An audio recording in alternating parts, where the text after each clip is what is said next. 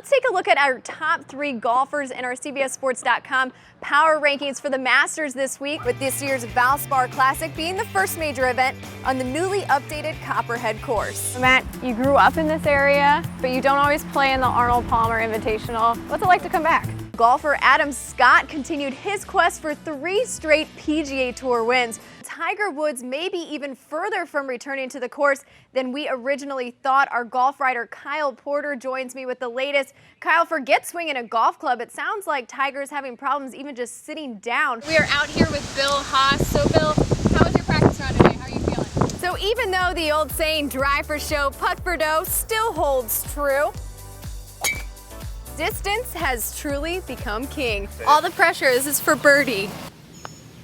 Kyle, I actually have another number for you. The last one is 33. That's how much money Jack Nicklaus made out there at Riviera in his debut in 1962. Just 33 bucks. I know you're getting paid more to be out there for us this week, though. Yeah, I think that's what my expense report is this week, too. We're out here by the practice range where some of the guys are warming up before the Pro-Am today, or even before the big event tomorrow. We've got big names like Ian Poulter, Boo Weekley, and even Stuart Stinker out here warming up.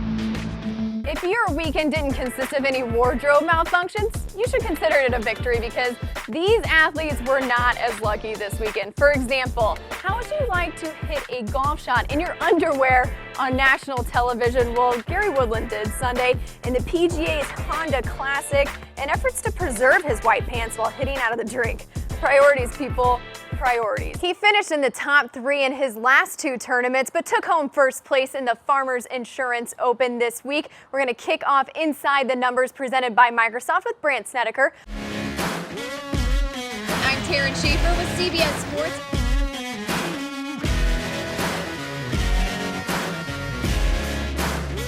Jenna's never driven a golf cart before.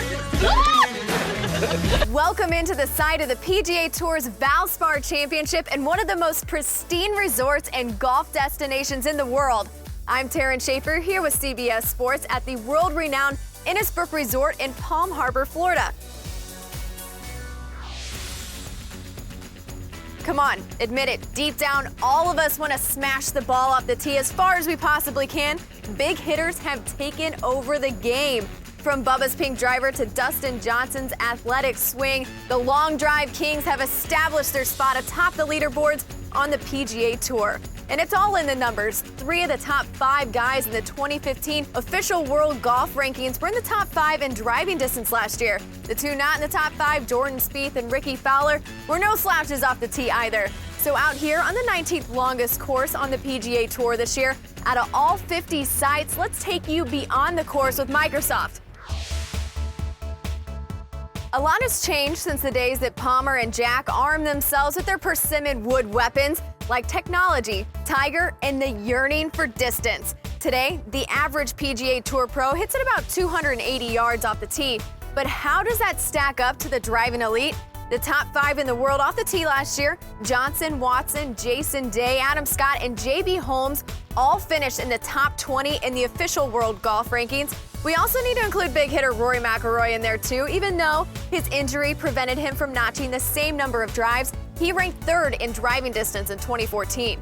All their drivers averaged more than 300 yards and helped them consistently finish in the top 10 more often than not in 2015. In fact, 1 through 3's DJ, Bubba, and Day finished in the top 10 in over half their PGA events last year. What is the big difference between then and now? Are they more athletic today? Probably, but the average height of these guys is just under 6 foot, with only Johnson and Watson towering over that mark. More emphasis on fitness doesn't hurt, but as you may guess, it's the ever-advancing golf technology that keeps even our drives as amateurs reaching new lengths. But it's not just in the sticks. The sport's most important advancement of our time is the golf ball. Yep, it all comes down to the little white ball. Its revolutionary multi-component design rolled out in the early 2000s, better known as Titleist Pro V1, allowing us all to enjoy the benefits in this new age in golf ball advancements, no matter what we're hitting. So as the technology advances and the purses increase, those with a lethal driver in their bag are finding more income in their bank accounts. So even though the old saying drive for show, putt for dough still holds true, Distance has truly become king. Thanks for going beyond the course with us from everyone here at CBS Sports and our friends at Microsoft.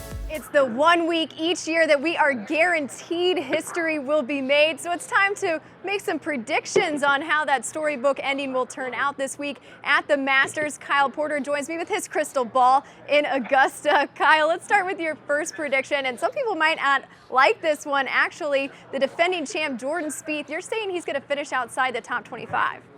I am, Teryn. His average finish at the Masters has been 1.5. He won it, and then he finished second. So it's kind of going out on a limb there. But if you look at the recent history of guys trying to defend their Masters win, it's very difficult to do. And just watching Spieth over the last few weeks, he just seems tired, you know, carrying the weight, not necessarily of the sport, but of what it means to be the Masters champion. There's a lot of obligations, a lot of press conferences, a lot of stuff to do. He's got the Champions Dinner on Tuesday night, just a lot of stuff going on. So I just think he's not going to have as good a week as we've seen him have each of his first 2 times this year. A lot of people are rooting for Ricky this week to get his first major. Do you think that he will get his green jacket? I mean, you have him in the top 10. Well, he'd certainly look good in it with that orange, with the green jacket on top of it. But, you know, Ricky's a guy that I really trust right now. I trust him over 6-foot putts. I trust him from 150 yards out. I just think he's figured out the steadiness that comes with placing top 10 in major championships. He's been top 15 each of the last 2 times here at Augusta. I think he's got a real chance to win it this week. I know you've talked about this a lot this week, but who's your winner here at the Masters? I've got lefty. I've got Phil Mickelson. One last time for him to put on the green jacket. I think it'd be really fun for him as a 45-year-old to win it on the 30-year anniversary of 46-year-old Jack Nicklaus taking home his 6th green jacket. So it should be a lot of fun, but I've got Phil winning it. Only 2 other golfers have 4, Arnold Palmer and Tiger Woods, so it would be pretty interesting to see Phil do that this week. And of course, you can watch it live right here on CBSSports.com.